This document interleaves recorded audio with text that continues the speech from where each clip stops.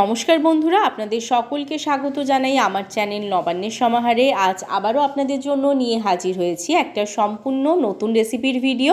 আজকে আমি বানাতে চলেছি ঝিঙের সম্পূর্ণ নিরামিষ স্বাদের একটা রেসিপি। ঝিঙে কিন্তু গরমকালে আমাদের শরীরের জন্য খুবই উপকারী, আমাদের পেট ঠান্ডা করতে সাহায্য করে। সেই সাথে আজকে যেভাবে আমি ঝিঙের এই রেসিপিটা বানাচ্ছি, যারা ঝিঙে খেতে একেবারেই পছন্দ করেন না তারা কিন্তু এই রেসিপিটা একবার তৈরি হলে চেটে পুটে খেয়ে নেবেন। এই রেসিপিটা গরম গরম ভাতের সাথে তো ভালো লাগেই, সেই সাথে কিন্তু রুটির সাথেও দুর্দান্ত লাগে। তাহলে চলুন বেশি কথা না বাড়িয়ে রেসিপিটা শুরু করা যাক। রেসিপিটা বানানোর জন্য এখানে একটা বড় সাইজের ঝিঙেকে আমি কেটে নিয়েছি এইভাবে, আর নিয়ে নিয়েছি একটা মিডিয়াম সাইজের আলু।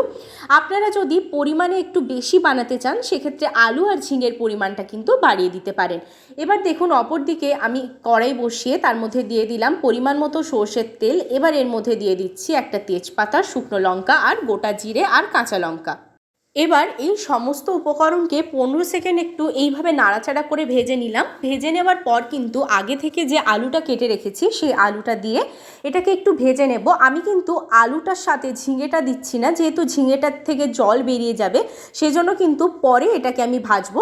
সেজন্য আগে আলুটা দিয়ে একটু নুন দিয়ে ভালো করে আলুটাকে আমি ভেজে নিচ্ছি। আলুটাকে একটু ভাজা হয়ে যাওয়ার পর দেখুন কত সুন্দরভাবে ভাজা হয়ে গেছে। এবার এরপর আমি দিয়ে দিচ্ছি এর মধ্যে টমেটো। এখানে একটা মিডিয়াম সাইজের টমেটো আমি ব্যবহার করেছি। এই টমেটোটা দিয়ে একটু নাড়াচাড়া করে নিয়ে এটাকে আমি ঢাকা দিয়ে দিচ্ছি, যাতে তাড়াতাড়ি একটু টমেটোটা নরম হয়ে যায়।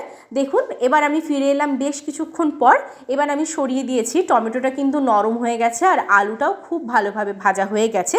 এবার এইভাবে একটু নাড়াচাড়া করে নিচ্ছি। নাড়াচাড়া করে নেওয়ার পর এর মধ্যে কিন্তু আমি ব্যবহার করব আরও কিছু উপকরণ, তারপরে একদম আমি ঝিঙেটা ব্যবহার করব।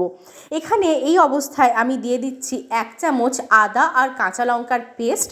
দেখুন, আর এটা যেহেতু আমি সম্পূর্ণ নিরামিষভাবে বানাচ্ছি সেজন্য এখানে কোনো রকম পেঁয়াজ রসুনের ব্যবহার করছি না। আপনারা যদি এটাকে আমিষভাবে বানাতে চান সেক্ষেত্রে কিন্তু পেঁয়াজের ব্যবহার করতে পারেন। যেহেতু নিরামিষভাবে বানাচ্ছি সেজন্য শুধুমাত্র আদা আর কাঁচা লঙ্কার পেস্টটি আমি ব্যবহার করেছি। এবার ভালো করে এটাকে একটু ভেজে নেওয়ার পর এর সাথে ভালো করে একটু ভেজে নেবেন, নাহলে কিন্তু আদার কাঁচা ভাবের গন্ধটা রয়ে যাবে। এবার এর মধ্যে দিয়ে দিচ্ছি আমি কিছু মশলা। দিয়ে দিচ্ছি প্রথমেই হলুদ গুঁড়ো, দিয়ে দিচ্ছি এখানে আমি ধনে গুঁড়ো, জিরে গুঁড়ো, দিয়ে দিচ্ছি এখানে কাশ্মীরি লাল লঙ্কার গুঁড়ো, আর দিয়ে দিচ্ছি স্বাদ মতো নুন। নুনটা দেওয়ার পর অল্প একটু জল দিয়ে দিলাম, নাহলে কিন্তু নিচের দিকে লেগে যেতে পারে, আর নিচের দিকে লেগে পুড়ে গেলে সেক্ষেত্রে কিন্তু রান্নার স্বাদ ভালো আসবে না। সেজন্য অল্প একটু জল দিয়ে দিলাম। জলটা দিয়ে ভালো করে একটু মশলাটাকে আমি বেশ খানিকক্ষণ কষিয়ে নেব। যত ভালোভাবে মশলাটা কষাবেন তত ভালো কিন্তু রান্নার টেস্ট আসে। দেখুন বেশ সুন্দরভাবে একটা মাখো মাখো ব্যাপার চলে এসেছে। এবার এর মধ্যে আমি দিয়ে দিচ্ছি এখানে মুগ ডাল। এখানে মুগ ডালটা কিন্তু আমি ব্যবহার করছি একদমই অল্প পরিমাণ, এখানে মানে 1/4 বাটি আমি মুগ ডাল ব্যবহার করেছি। দিয়ে ভালো করে এর সাথে মিশিয়ে দিচ্ছি। মুগ ডালটা এখানে দিলে রান্নার টেস্ট কিন্তু আরও ভালো আসে। আর যারা ঝিঙে খেতে পছন্দ একেবারেই করেন না তারা যদি এইভাবে একটু মুগ ডাল দিয়ে ঝিঙেটা রান্না করে খান সেক্ষেত্রে কিন্তু খেতে অসাধারণ লাগে, আর দারুণ একটা কিন্তু সেন্ট আসে, আর খেতে তো আর বলারই নেই, দুর্দান্ত লাগে। আপনারা বানিয়ে না খাওয়া পর্যন্ত কিন্তু বুঝতে পারবেন না।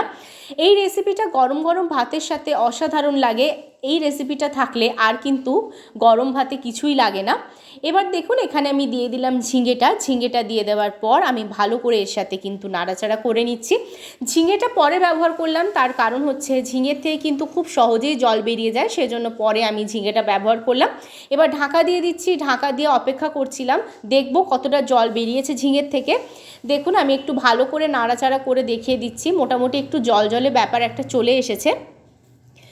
এই রেসিপিটা যদি আপনারা একটুও স্কিপ না করে দেখেন তাহলে অবশ্যই একটা লাইক করে দেবেন, আর যদি ফেসবুক পেজ থেকে দেখে থাকেন সেক্ষেত্রে কিন্তু অবশ্যই চ্যানেলটা ফলো করে দেবেন আমার ফেসবুক পেজটাকে, আর যদি ইউটিউব থেকে দেখে থাকেন তাহলে নতুন সদস্য হন অবশ্যই কিন্তু সাবস্ক্রাইব করে দিয়ে পাশে থাকা বেল বাটনের অল প্রেস করে পাশে থাকবেন।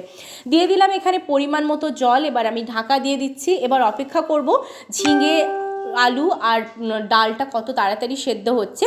দেখুন ফিরে এলাম 7 মিনিট পর, ঢাকাটা সরিয়ে দিয়েছি। খুব ভালোভাবে ডাল, ঝিঙে আর আলুটা সেদ্ধ হয়ে গেছে। দেখুন কত ভালোভাবে সেদ্ধ হয়ে গেছে। এবার ভালো করে একটু নাড়াচাড়া করে নিয়ে এর মধ্যে কিন্তু আমি দিয়ে দেব গরম মশলার গুঁড়ো আর দিয়ে দেব চিনি। চিনিটা এখানে দিলে কিন্তু খুব সুন্দর একটা টেস্টটা ব্যালেন্স হয়। এখানে দিয়ে দিলাম হাফ টিস্পুন চিনি, আর দিয়ে দিলাম এখানে আমি গরম মশলার গুঁড়ো পরিমাণ মতো, দিয়ে ভালো করে নাড়াচাড়া করে নিয়েছি। দেখুন কত সুন্দরভাবে একটা মাখো মাখো ব্যাপার চলে এসেছে।